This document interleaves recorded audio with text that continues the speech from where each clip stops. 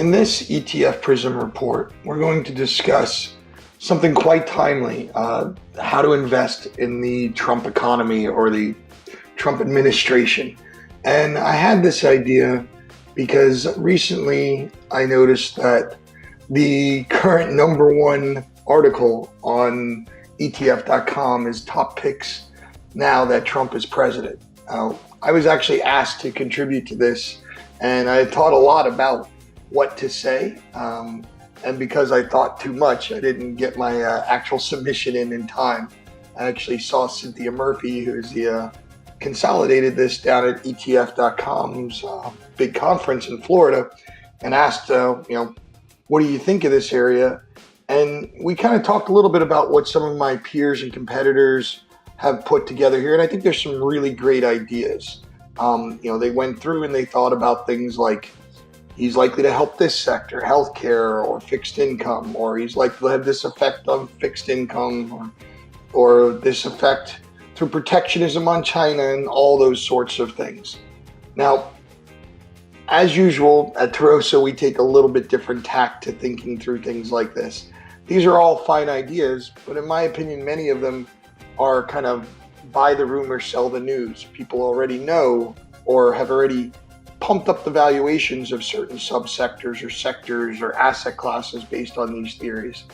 In our opinion, the best way to play this, call it Trump administration, is to think of it from the effects of how, not what he's going to do.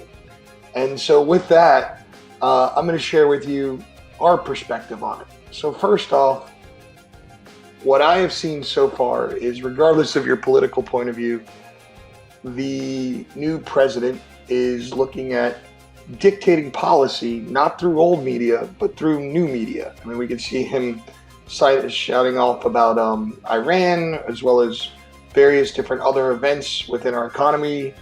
We've seen him talk about defense contracts. We've seen all kinds of approaches. Now, this may or may not be the best way to do things, but what it does do is change the paradigm. Old media is being disintermediated by new media, and the way information is being disseminated is changing. There's a lot of people who talk now about the Trump put. I've seen it from all the hedge fund blogs like Zero Hedge and things like that no matter what happens or goes wrong, he's going to do things to prop it back up, sort of a stimulus, or similar to the Fed put that we've benefited from over the last few years. That said, the rapid and knee-jerk dissemination of information can also cause quite a bit of volatility.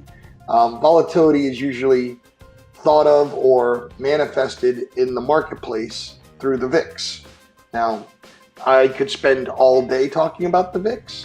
The VIX is one of those places where ETFs have way more exposure than any other investment vehicle. Now, there's more north of 5 billion worth of ETF or ETP assets in volatility, where in the mutual fund world, there's well under 1 billion. This, what you see here, is one of my favorite websites. It's VIXCentral.com. It shows us the VIX curve. Now, I'm just going to give you the short version. Historically, the VIX is around 18. The VIX is never going to 1,000. The VIX is never going to 0. It's a measure of fear. So it always mean reverts to 18. It doesn't compound. It's not an actual asset. It is simply a measure. Therefore, it always comes back to normal. So right now, we'll call it the Trump put, has us at historical lows for volatility. When something occurs or when the market gets scared, it shoots up, but it's going to mean revert eventually back to 18, because there's only two things that can happen when the world gets scared. Either the world is over or volatility subsides. And with the Trump put in place, it's likely to be protected. I've written about things like this before on ETF.com and other places. Here's a great article that we put together about VIX structures and how to use them.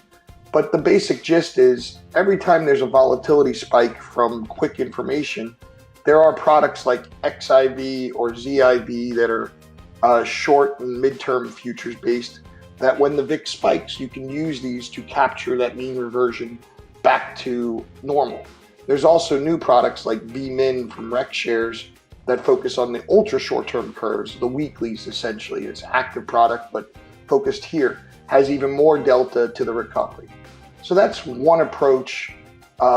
Very simply, when vol spikes, short it because it's likely to come back in. Another thing that we've looked at, back to the Twitter, is if he's going to disintermediate current types of media, what is he going to do to benefit social media? So we use Twitter and other social media aspects to get our message out. We don't have quite the 23 million followers he does, but maybe after this video you could follow us. But we started to think kind of reverse engineering, how do we get exposure to the benefits of his choices? So I put into ETF Research Center Twitter and kind of reversed back. And obviously social media ETF comes up with a 10% weight. And I said, let me think through this index. Is this something that can really be benefiting from all the changes and call it new market share of new media? And I gotta say, I really like the holdings here. Now, full disclosure, we do have an affiliation with Global X, but this is a unique niche product with no competitor. In fact, I went to look and see where the greatest overlaps are. And ironically, its greatest overlaps are only 30%, and it's mainly with internet companies focused in Asian markets. And I'll show you why in a second. But so I compared SOCL to XLK, just thinking of it as a subsector of the tech industry. It is only 50% US. I kind of like that exposure being blended across, wherever it's going. Obviously, it's mostly technology, no surprise there. Market cap, there was more large cap than I expected, but I like this blend.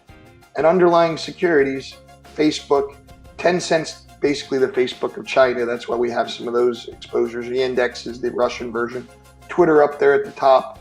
If these are the new ways that we're going to communicate and disintermediate in traditional media, this is the right exposure.